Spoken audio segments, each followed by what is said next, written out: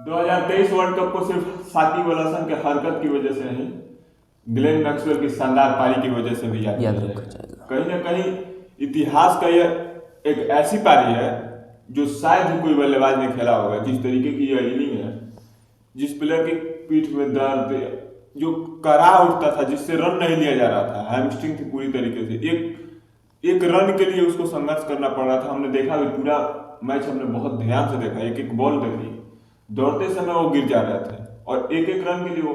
और PAT Cummins का भरोसा देखिए उन पर, वो हाँ इंजर्ड थे फिर भी पैट कमिंस डिफेंस कर रहे थे, क्योंकि वो जानते थे कि मैं अगर यहाँ पे अपना विकेट खो दूंगा तो कहीं ना कहीं ग्लेन मैक्सवेल का जो कंसंट्रेशन था वो भंग हो जाएगा। और पैट कमिंस ने एकदम आराम से रुक कर बल्लेबाजी की और ऑस्ट्रेलिया को जीत तो ग्लेन मैक्सवेल की 201 रनों की पारी दे रहे, लेकिन उसके साथ साथ पैट कमिंस पैट ने भी कमिंस। जो 68 बॉल उन्होंने खेली, उस बॉल की भी मतलब जितने बॉल वहां पे वो रुक कर खेले, कहीं ना कहीं उसकी भी तारीफ करनी पड़ेगी। क्योंकि ऑस्ट्रेलिया की टीम जब बल्लेबाजी करने के लिए उतरी थी तो 292 रनों का लक्ष्य था। यहाँ से जीत के लिए लगभग 200 रन चाहिए थे और 7 विकेट गिर चुके गिर थे चुके थे ऑस्ट्रेलिया। 92 रन पर है। हाँ तो 92 रन पर जब 7 विकेट गिरे तो ग्लेन मैक्सवेल और पैट कमिंस के बीच अटूट साझेदारी होती है। और इस साझेदारी में आप समझ लीजिए कि पैट कमिंस सिर्फ 12 रन बनाते हैं। 201 रनों की वहां से साझेदारी होती है, उसमें सिर्फ 12 रन पैट कमिंस के बल्ले से आता है। तो समझ लीजिए कि ग्लेन मैक्सवेल किस तरीके से वो इनिंग खेले, जिसका आप ही बताइए कोई भी बल्लेबाज, हम लोग बोलते हैं कि शिवम दुबे का पैर नहीं चलता, पैर नहीं चलता, लेकिन फिर भी वो पैर उतना तो चलता है कि पैर उनका आगे आ जाए। जिस जगह से खेल रहे हैं तो स्पिनर के अगेंस्ट अपना पैर आगे फेंक कर छक्के चौके जड़ सके, इनका पैर तो उस जगह से हिल भी नहीं रहा था। जिस तरीके से बोला जाए, एक पैर चल रहा था और उसमें भी जितना हो सके उतना स्ट्रेच करके बंदा कर रहा था, शॉट्स मार रहा था। उसके बाद वो पता था कि मैंने देखा एक और इनिंग, लेकिन उस इनिंग और इस इनिंग में भी बहुत ज्यादा डिफरेंस है। एक इनिंग था भारत के अगेंस्ट, फाफ डू प्लेसी ने खेला था, वो भी हैमस्ट्रिंग था उनको भी, लेकिन वो भी छक्के चौके जड़ रहे थे और जड़ के गिर भी जा रहे थे मैदान पर। लेकिन उस मुकाबले में और इस मुकाबले में बहुत फर्क है, क्योंकि उस मुकाबले में पैट वो रिटायर्ड हर्ट होकर गए थे फाफ डू प्लेसी, और जा सकते थे क्योंकि उनके पास बैट्समैन था। लेकिन यहाँ पे ग्लेन मैक्सवेल को पता था कि मैं अभी हूँ तो टीम है, और वही किया। ग्लेन मैक्सवेल की शानदार पारी की वजह से ऑस्ट्रेलिया के मुकाबले को जीतने में सफल रही। लेकिन मुकाबले को शुरू से जब शुरू करते हैं तो पहले अफगानिस्तान बल्लेबाजी करने उतरी, ऑस्ट्रेलिया ने टॉस जीता।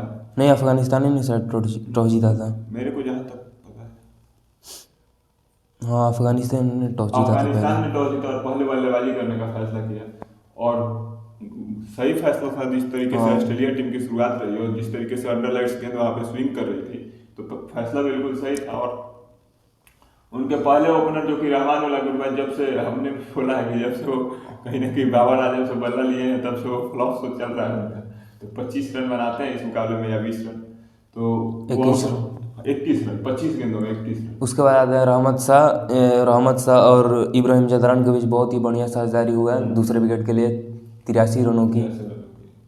उसके बाद आते हैं हसमतुल्ला शाहिदी कप्तान, जो कि वो भी अच्छी बल्लेबाजी करते हैं, लेकिन थोड़ा स्लो हो जाता है वहीं पे इनिंग। दो रहमत शाह और हसमतुल्ला शाहिदी ने खेली एक तरीके के स्ट्राइक रेट से, तो वहीं पे थोड़ा इनिंग स्लो हो जाता है। और वही स्लो होने का कारण है कि 310 या 320 रन ऑस्ट्रेलिया का नहीं पहुंचता है, लेकिन जितना भी पहुंचता है वो लगभग जीत चुकी थी उससे ऑस्ट्रेलिया को। क्योंकि राशिद खान का कमियो लास्ट में और मोहम्मद नबी का कैमियो दोनों बहुत महत्व रखता है। और इब्राहिम जादरान जो कि, और उमर जई ने भी अच्छी पारी खेला था। उमर जई की भी अच्छी पारी, लेकिन इब्राहिम जादरान जो कि जिसका 22 साल या फिर 23 साल का ये बंदा है और हाँ 6 शतक जड़ चुका है, 5। इस तरीके से जिस तरीके से अफगानिस्तान टीम उभर रही है, तो कहीं ना कहीं आने वाले समय में खतरा हो सकती है सामने वाली टीम के लिए। और मैं यही कल देख रहा था, ऑस्ट्रेलिया टीम को उन्होंने बांध कर रखा हुआ था। ऑस्ट्रेलिया टीम के ऊपर, वो ऑस्ट्रेलिया टीम जिससे सामने वाली टीम पहले ट्रोलिंग से भी डरती थी, जो मतलब कि सामने वो बोल बोल के प्लेयर को अपने आवाज से आउट कर रहे थे, वही ऑस्ट्रेलिया टीम को कल अफगानिस्तान के प्लेयर बोल बोल के आउट कर रहे थे। तो वही हुआ कि प्रेशर में ऑस्ट्रेलिया टीम अपना विकेट खोती गई। पहले ओपनर ट्रेविस हेड 0 रन पर आउट होते हैं, फिर उनके साथ मिचेल मिचेल मार्श थोड़ा जो ज़्यादा एग्रेसिव हो जाते हैं और इस कारण वो भी अपना विकेट खो देते हैं। नवीन उलक की अच्छी गेंदबाजी भी होती है हाँ वहाँ पे देखने को मिलता है, लेकिन उसके बाद ये भी ज़्यादा एग्रेसिव होने के चक्कर में वार्नर वार्नर भी, चले जाते हैं, फिर लागू से रन आउट हो जाते हैं। जोस इंग्लिश फिर आउट हो जोस जाते हैं। इंग्लिश भी पहली ही गेंद पर वो तो आउट हो जाते हैं। उसके बाद फिर स्टोइनिस आउट होते हैं और मिचेल स्टार्क उनका बैट में नहीं लगा। उनका बल्ले में गेंद नहीं लगा था, हाँ उनकी गेंद स्टंप में लगी थी और स्टंप पे गिल्ली नहीं गिरा। क्रिकेट के नियम के अनुसार अगर स्टंप गेंद मतलब लगती है और गिल्ली नहीं गिरता है तो वो आउट नहीं दिया जाता। उनकी स्टंप पे गेंद लगी थी और उनके बल्ले पे नहीं लगी थी और उनको पता ही नहीं था कि मेरे बल्ले पे नहीं लगी है गेंद, और वो मैक्सवेल के पास गए। हमको लगा कि वो कैच कन्फर्म करें क्योंकि इकराम अली खिल का बहुत अच्छा कैच था वो विकेट के पीछे। तो हमको लगा कि बल्ले में नहीं, हमको शुरू में ही लगा था कि वो बल्ले में नहीं लगा है, लेकिन कहीं से भी हमको आवाज नहीं आया था कि स्टंप में लगा होगा या फिर कुछ, लेकिन बल्ले में नहीं लगने का मेरे को लग रहा था कि ऐसा नहीं है बल्ला, और उनको समझ में नहीं है, वो अपना विकेट बिना रिव्यू लिए ही चले गए।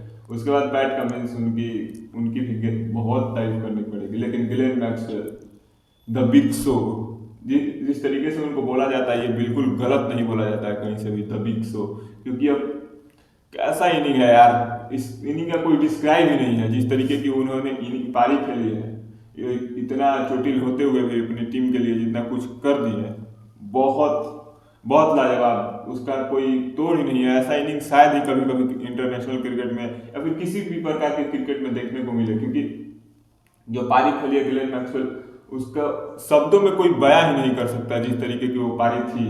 और ग्लेन मैक्सवेल की पारी की वजह से और कहीं ना कहीं अफगानिस्तान टीम की फील्डिंग में गलती थी, कप्तानी हाँ में भी बहुत ज्यादा गलती थी, क्योंककि कप्तानी हमने देखा जब ग्लेन मैक्सवेल शुरू के क्षणों में आए थे तो तेज गेंदबाज बहुत अच्छी गेंदबाजी करा रहे थे हाँ और लास्ट में तो ऑस्ट्रेलियन गेंदबाज ही मार खा रहे थे।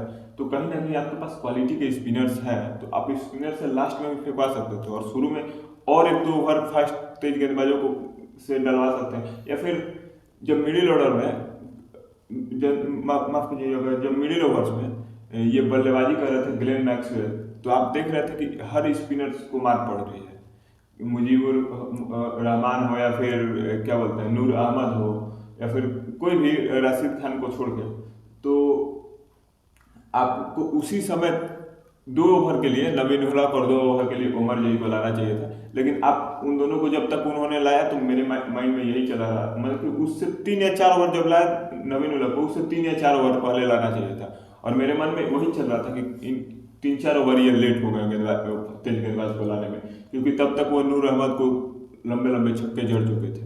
बाद में हालांकि नूर अहमद ने आकर कुछ अच्छी गेंदें डाली, लेकिन वो विकेट नहीं ले सके और विकेट लेने में असफल रहे। लेकिन मैक्सवेल की पारी को मैं फिर एक बार बहुत मत सराहना करता हूँ, और जिस तरीके की पारी रही वो हम सब शब्दों में उसको बयां नहीं कर सकते। लेकिन अगला मैच इंग्लैंड बनाम नीदरलैंड चैंपियन ट्रॉफी की क्वालिफिकेशन के लिए बहुत महत्वपूर्ण मुकाबला हाँ है, क्योंकि इस मुकाबले में अलग ही मजा आने वाला है इंग्लैंड बनाम नीदरलैंड का, क्योंकि नीदरलैंड पलटवार का मतलब कि मतलब जिस तरीके से बोला जाए कि इस वर्ल्ड कप में जिस तरह का प्रदर्शन है इंग्लैंड टीम का और नीदरलैंड टीम का, तो हो सकता है नीदरलैंड इंग्लैंड टीम को हराते हैं, लेकिन इंग्लैंड चाहेगी कि अब तो उनका कॉन्फिडेंस थोड़ा ऊपर की तरफ, थोड़ा आगे की तरफ बढ़े, ताकि वो क्वालिफाई कर सके यार चैंपियन ट्रॉफी 2024 24 हाँ 24 24 के 25 के लिए 2025 के लिए 25 पाकिस्तान में जो होने वाला है वहाँ पे अगर वो क्वालिफाई नहीं करेंगे तो मज़ा नहीं आने वाला, क्योंकि वहाँ पे इंग्लैंड टीम डिजर्व करती है जिस तरीके की उनकी और है। ये पॉइंट्स टेबल में रैंकिंग उनका कोई इसमें मायने नहीं रखता है, होता है किसी का प्रदर्शन खराब चल जाता है। हमने आईपीएल में भी देखा है कि अच्छी अच्छी टीमें बॉटम ऑफ द टेबल दिखती हैं और जो टीम से उम्मीद नहीं होती वो टॉप ऑफ द टेबल दिखती है। तो हो सकता है कि किस टीम का कैसा प्रदर्शन रहेगा वो तो आज के मुकाबले के बाद पता चलेगा, लेकिन उससे पहले फिर से हमारा प्रिडिक्शन टाइम, और प्रिडिक्शन टाइम में सब पहला प्रिडिक्शन हाईएस्ट रन स्कोरर कौन रहेगा इस मुकाबले का? Jonny Bairstow. Root Root Bairstow spinner सामने वाली टीम में हैं अच्छे अच्छे स्पिनर, लेकिन मलान के साथ मैं जाऊंगा। Highest wicket taker Rashid Wood, Mark Wood. Chris Woakes Chris Woakes, Mark Wood, हो सकता है क्रिस वोक्स या मार्क वुड, या फिर मेरे को तो बाल में गिरन की गेंद बहुत अच्छी लगती है, जब वो गेंदबाजी कराते हैं तो वो विकेट टेकर होंगे मेरे को लगता है कि यहाँ तक। तो कौन सी टीम मुकाबला जीतेगी? इंग्लैंड। इंग्लैंड।